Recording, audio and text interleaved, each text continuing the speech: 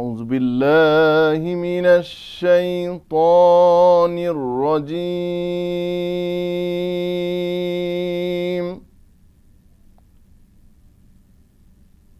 بسم الله الرحمن الرحيم.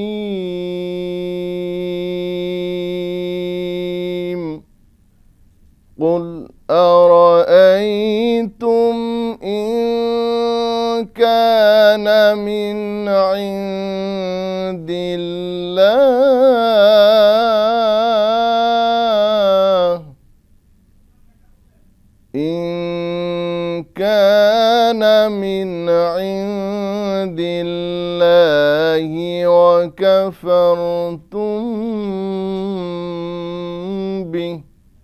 الله وكفرتم به وشهد شاهد من بني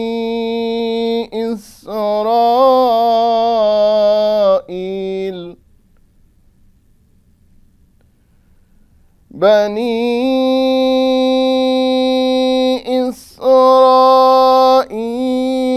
على مثله فآمن واستكبرتم إن الله لا يهدي القوم الظالمين.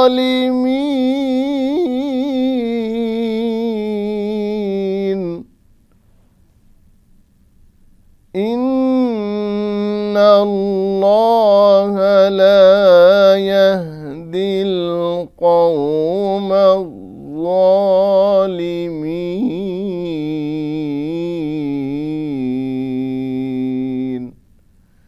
صدق الله العظيم.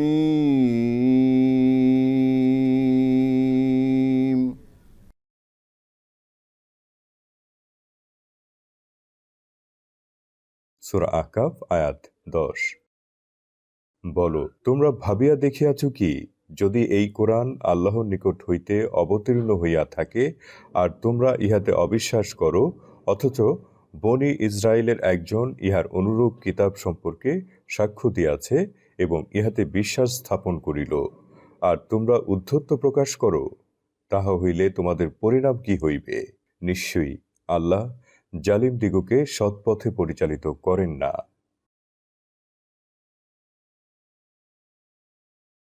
সম্মানিত দর্শক শ্রোতা, সূরা আহকাফের 10 নম্বর আয়াতের তেলাওয়াত আমরা শুনেছি এবং অনুবাদ শুনেছি, আলহামদুলিল্লাহ।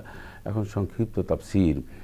এই পৃথিবীতে আল্লাহ রাব্বুল আলামিন দু শ্রেণীর মানুষ তৈরি করেছেন। একটি হচ্ছে আসহাবুল ইয়ামিন, আসহাবুশ শিমাল। একটি হচ্ছে ফারিকুন ফিল জান্নাহ ও ফারিকুন ফিস সাইর। একটা কাফির, একটা ঈমান। এটা আল্লাহ রাব্বুল আলামিন এইভাবে সৃষ্টি করেছেন।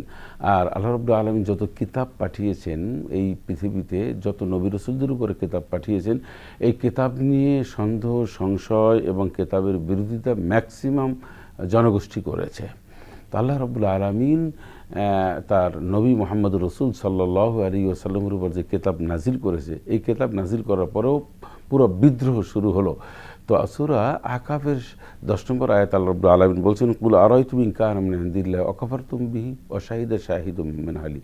এর মানে হচ্ছে যে আপনি হে রাসূল, আপনি মানুষদেরকে বলুন, তোমরা আমার কিতাবের বিরোধিতা করছো, বিদ্রোহ করছো, মিথ্যা মনে করছো, এটা কুফরি করছো, অথচ তোমাদের মতনই এই বনী ইসরায়েলের যে সম্প্রদায় ছিল তাদের মধ্যে থেকেই কিন্তু অনেকে এই কিতাবের সাক্ষী দিয়েছে, তাদের কিতাব তারা গ্রহণ করে নিয়েছে। একটা হচ্ছে তাদের কিতাব সবাই গ্রহণ না করলে অনেকেই গ্রহণ করেছে।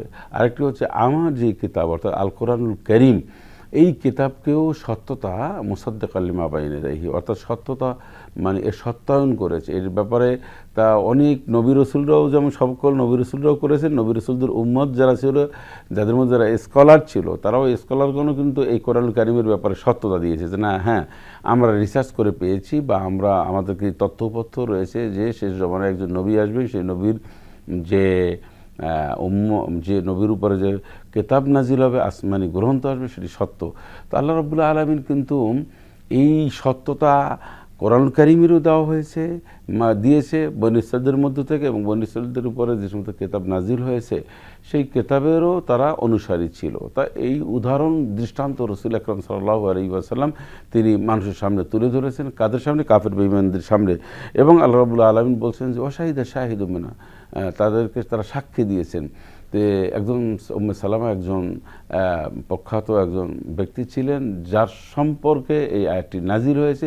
এবং আল্লাহ রাব্বুল আলামিনের রসুল সাল্লাল্লাহু আলাইহি ওয়াসাল্লাম বলছেন যে জীবিত অবস্থায় একজন মানুষের জান্নাতে যে সুসংবাদ, জান্নাতে যাবে এমন একটি মানুষের কথা তিনি বলেছেন, তিনি এই পরিচয় করে দিয়েছেন।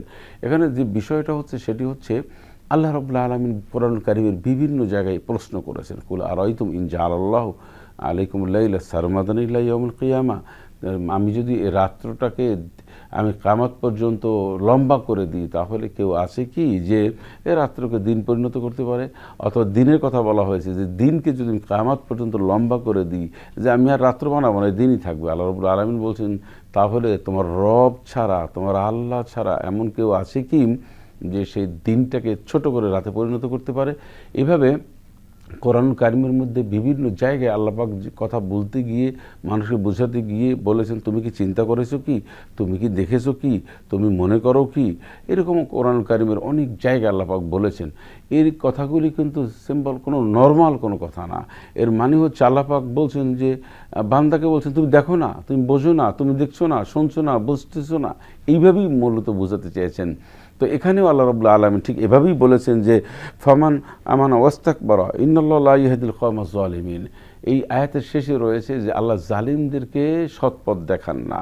ইয়াহদি মানে হেদায়েত, আসলে হেদায়েতের মালিক হচ্ছেন আল্লাহ পাক। আল্লাহর রসুলও এই হেদায়েতের মালিক ছিলেন না। তিনি আল্লাহর রসুলও চাইলে কোনো মানুষকে হেদায়েত করতে পারতেন না, কারণ হেদায়েতের কন্ট্রোল, হেদায়েতের মূল পাওয়ার হচ্ছে আল্লাহ রাব্বুল আলামিন বলেন মাই ইয়াহদিল্লাহু ফালা মুদিল্লা লাহু ওয়া মান ইউদ্লিল ফালা হাদিয়া লাহু। আমি যাকে হেদায়েত দিই, মানে হেদায়েত মানে রাস্তা, সঠিক পথ, ইসলামের পথ, কল্যাণকর পথ, জান্নাতের পথ, এই পথ যাকে আমি দিই এটা আল্লাহর ইচ্ছা। যেমন আলহামদুলিল্লাহ আল্লাহ আমাদেরকে সঠিক পথ দিয়েছেন আমরা মনে করি, কারণ ইসলামের পথে আমরা আছি, ইসলামের কথা বলি, ইসলামের অনুষ্ঠানমালা করি, আলহামদুলিল্লাহ। সেজন্য আল্লাহ পাক এই হেদায়েতের মূল মালিক, তিনি যাকে হেদায়েত দেন তাকেই হেদায়েত পান। আর তার কাছে যিনি হেদায়েত চান, চাওয়ার জন্য আপ্রাণ চেষ্টা করেন, তিনিই কিন্তু হেদায়েত পান। এই জন্য রাসূলুল্লাহ সাল্লাল্লাহু আলাইহি ওয়াসাল্লামের উপরেও হেদায়েতের চাবিকাঠি দেওয়া হয় না, কারণ আল্লাহ পাক বলছে ইন্নাকা লা তাহদি মান আহবাবতা ওয়ালাকিন্নাল্লাহা ইয়াহদি মান ইয়াশা। হে নবী, আপনি কাউকে ভালোবাসলেই যে সে হেদায়েত প্রাপ্ত হবে, সঠিক পথে চলে আসবে, ব্যাপারটা তো সহজ না। এটা এইভাবে আমি সিস্টেমটা করিনি। আমার সুন্নাহ এটা না। আমার সুন্নাহ হচ্ছে যে আমি যাকে হেদায়েত দেওয়া মনে করি, মানে প্রয়োজন মনে করেন, আল্লাহ তাকে দেন। এবং যিনি আল্লাহর কাছে হেদায়েত চাইবেন, হেদায়েতের পথে আসার চেষ্টা করবেন, মনস্থ করবেন, আল্লাহ তাকেই হেদায়েত দেবেন।